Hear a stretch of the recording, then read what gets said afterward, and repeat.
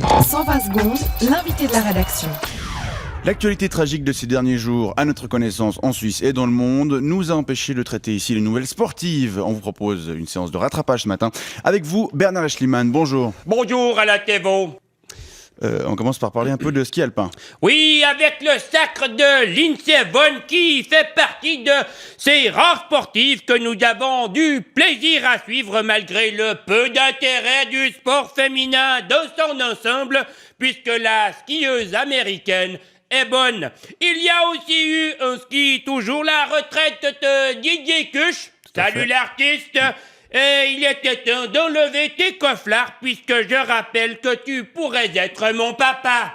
Un peu de football pour suivre. Oui, Francis Parel avec tout d'abord la déculottée infligée par le Bayern de Munich au FC Bâle. Une rencontre de Coupe d'Europe qui, de match de football, s'est transformée en séance de pimpin cucu. Du côté du championnat suisse, on a aussi beaucoup parlé gros sous avec la faillite de Xamax ou celle possible de Servette. En effet, Alain Cobel n'est pas dirigeant de club qui veut, et quand on sait qu'une équipe de Super League en Suisse romande s'assimile à une danseuse, mieux vaut pour pouvoir faire gigoter celle-ci sur le terrain, être comme Christian Constantin et avoir les bourses pleines et les bourses pleines.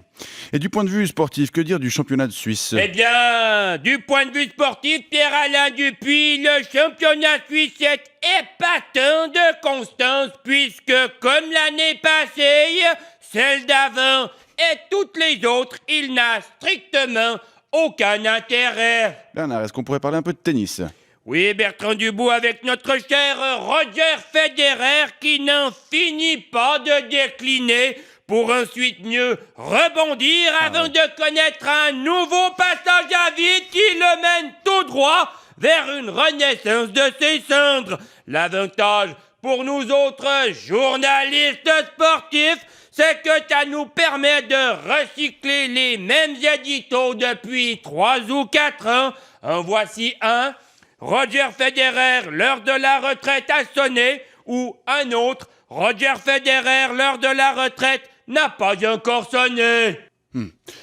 La saison de Formule 1 bat aussi son plein. Oui, Pierre Mercier avec le Grand Prix de Melbourne qui nous a permis de découvrir de bien jolies photos de cette ville et de ses plages et qui nous a permis également d'en savoir plus sur la météo locale.